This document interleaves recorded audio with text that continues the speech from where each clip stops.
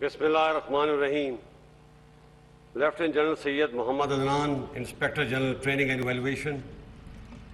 Major general Umar Ahmed Bukhari, commandant Pakistan military academy. General officers, graduating cadets of 146th PMA long course, 34th technical graduate course, 65th integrated course, 20th lady cadet course, 5th basic military training course, faculty members, distinguished guests, ladies and gentlemen, assalamu alaikum and good morning. It is indeed a matter of great honor and privilege for me to review today's passing out parade. First and foremost, let me congratulate all graduating cadets and their families on this auspicious occasion. I would also like to extend my heartiest felicitations to the cadets of our brotherly countries on completion of their military training at Pakistan Military Academy. My dear cadets, graduating from this illustrious institution is indeed a matter of great honor and pride. Today I see that pride on your beaming faces, just as I see it reflected on the faces of your loved ones sitting around the square. You all deserve this moment of fulfillment. You, for your remarkable hard work and dedication, and your families for all the patience and support that to you by them during your training. My dear cadets, you should be rightly proud of the fact that you are about to begin your careers in a professionally distinguished and a battle-hardened army, which has a long list of successful campaigns to its credit, both in conventional and sub-conventional domains. Pakistan Army, with full support and confidence of the nation, has successfully turned the tide against the menace of terrorism in the last two decades and has ensured that organized terrorism is decisively rooted out from Pakistan. This is indeed a unique accomplishment that not many countries or armies can claim. For me personally, this day assumed nostalgic significance because 42 years back, I was standing here where you're standing today and never thought that one day I would have the honor of commanding this remarkable army. Today, as I review the passing out parade, I feel envious of you who are now embarking on a path which I treaded for more than 4 decades, a path of selfless devotion to duty, patriotism, sacrifice, and a unique privilege of leading the best officer and men both in peace and war. I therefore wish you the same luck and Godspeed for your future endeavors and careers. My dear cadets, on 12th August this year, during my speech to the graduating cadets of Royal Military Academy, Sandhurst, I highlighted certain universally accepted cardinals and traits of military leadership, which I intend repeating here for your future guidance. Frankly speaking, even without possessing these traits, you may still become an officer, but surely you can't command and become a successful leader of men in combat. So please understand and memorize the essence of these cardinals and traits. First, remember that no one is born with professional knowledge. It has to be acquired through constant pursuit. Without it, you cannot achieve professional competence, which in turn is the hallmark of successful military leadership. The journey that awaits you is challenging as well as exciting.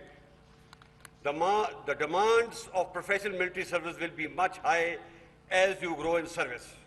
You need to equip yourself with the lofty attributes of leadership, with clear sense of purpose to gain respect and trust of your subordinates.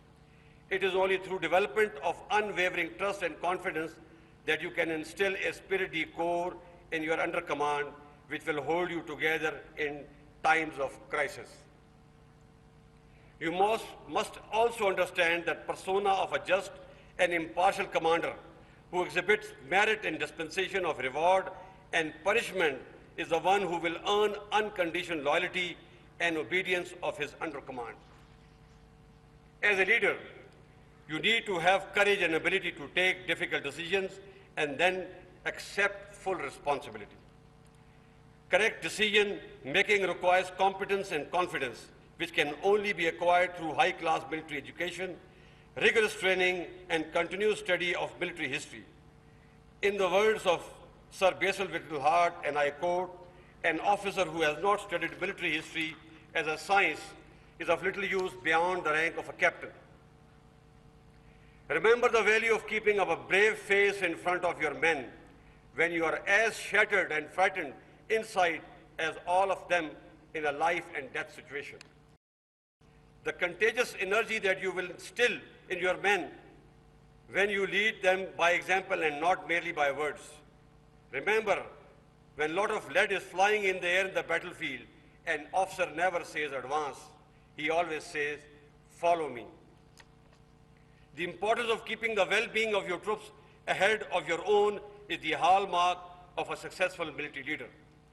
The essence of the last point cannot be better articulated than what was said by Field Marshal Philip Walhouse Chetwood, who said, and I quote, "The safety, honor, and welfare of your country come first, always and every time. The honor, welfare, comfort of the men you command come next. Your own ease, comfort, and safety comes last, always and every time," end quote. These eternal words are boldly etched even today on the walls of Brigadier Francis Ingle Memorial Hall in Pakistan Military Academy to remind every cadet officer of the importance of these essential cardinals of military leadership.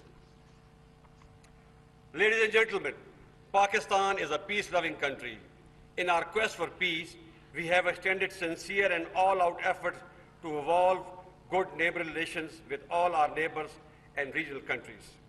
We are trying our best to break the political logjam which has denied the countries of South Asia to move forward and resolve all regional and bilateral issues in a peaceful and dignified manner. People of South Asia, like the rest of the world, deserve prosperity and better living conditions. This can only happen with sustained economic growth, development, and above all, lasting peace. Therefore, we must strive hard to keep the flames of war away from the region. We must give peace a chance by developing a mechanism to resolve all our bilateral issues peacefully. Moreover, as opposed to fighting each other, we should collectively fight hunger, poverty, illiteracy, population explosion, climate change, and disease. The world has changed, so should we, as the price of status quo will be devastating for all of us. However, I must highlight here that our desire for peace must not be construed as our weakness. No one should make any mistake about our collective resolve to defend our core interest and every inch of our motherland.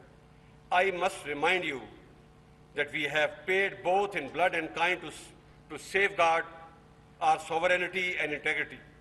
Thousands of valiant sons have sacrificed their lives to enable us reach the place where we stand today.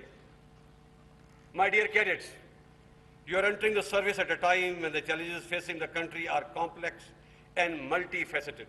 Hence, your responsibilities are far greater and more demanding than that of your predecessors.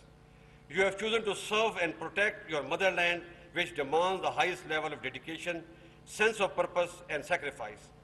This pledge must never be undermined, as you have been amply equipped and prepared to diligently overpower future challenges and emerge victorious. I am highly optimistic and assured by your exemplary display of discipline and professionalism that the prestige, security, and safety of our country is in safe hands.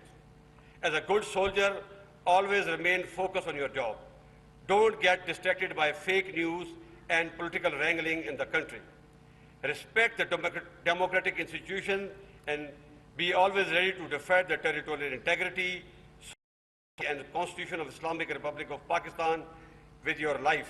And finally, always remain alert and prepared to respond to and defeat all intrigues and conspiracies hatched against our country with iron fist. The message is clear. The armed forces, with the support of our citizens, will never allow any country, group, or force to politically or economically destabilize Pakistan. At the end, I compliment Commandant and his team for a job very well done, and once again congratulate you on your hard-earned and well-deserved commission in the Army. My special felicitations to the champion company and those cadets who have earned distinctions for their outstanding performance. Do remember, it is the beginning of a long journey and not the end.